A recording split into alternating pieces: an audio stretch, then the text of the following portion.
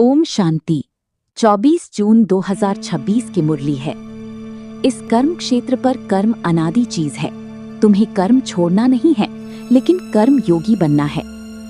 जगदम्बा माँ की स्मृति दिवस पर सुनाने के लिए उनके द्वारा उच्चारे हुए मधुर महावाक्य। ये सृष्टि कर्म का खेत है, जहाँ हर एक मनुष्य आत्मा अपना अपना पार्ट प्ले कर रही है। इसमें परमात्मा का भी पार्ट है, लेकिन वो आत्माओं की सदृश्य जन्म मरण में नहीं आते हैं।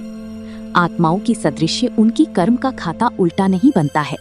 वो कहते हैं, मैं तो सिर्फ तुम आत्माओं को लिबरेट करने आता हूँ, इसीलिए मुझे लिबरेटर, बंधन से छुड़ाने वाला, गति सदगति दाता कहते हैं। ऐसे बाप दादा और माँ की मीठी मीठी, बहुत अच्छे, खबरदार रहने वाले बच्चों के प्रति याद प्यार और गुड मॉर्निंग। अच्छा प्रश्न, मम्मा, हम चलती फिरती योग की ऊंची अवस्था में कैसे स्थित हो सकते हैं?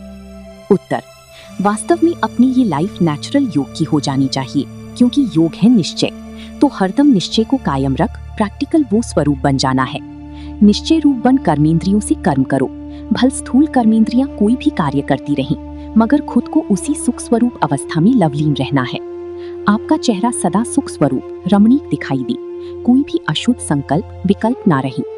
ईश्वरीय आनंद में आंतरिक मगन अवस्था में रहो, तो फिर कोई भी अशुद्ध संकल्प विकल्प की उत्पत्ति नहीं होगी। शुद्ध प्योर धरणी में जो भी संकल्प उत्पन्न होगा, वो लोक संग्रह प्रति अथवा अपनी उन्नति प्रति होगा।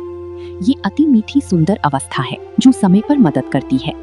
ऐसी ईश्वरीय अलौकिक मीठी प्योर लाइफ बनाने का अभी गोल्डन चांस तुम्हें मिला हुआ है। तो ऐसी अवस्था बनाने के लिए थोड़ी मेहनत करो। जब हम योग में बैठते हैं तो अंदर में मंत्र, पूजा, जप आदि कुछ भी नहीं करते हैं।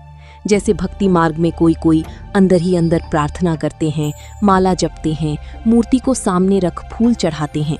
वो सब कुछ अंदर ही अंदर करते हैं, जिसको मनसा पूजा कहेंगे।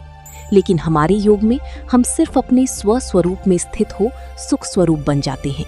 अपने मन सहित सभी कर्मेंद्रियों को कंट्रोल कर एकाग्र चित बन ईश्वरीय सुख स्वरूप हो जाते हैं। इसके लिए योग का टाइम पर्सनल मुकर्रर है, जहां एक टाइम पर बैठकर अभ्यास करते हैं। सिर्फ व्यक्त बातों से नाता तोड़कर अव्यक्त संबंध से नाता जोड़कर रखना है, तो याद सहज हो जाएगी। अच्छा, ओम शांति।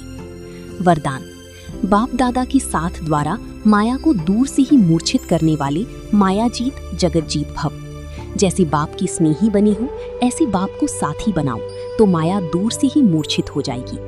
शुरू का जो वायदा है, तुम ही से खाऊं, तुम ही से बैठूं, तुम ही से रूह को रिझाऊं, इसी वायदे प्रमाण सारी दिनचर्या में हर कार्य बाप के साथ करो, तो माया डिस्टर्ब कर नहीं सकती, उसका डिस्ट्रक्शन हो जाएगा।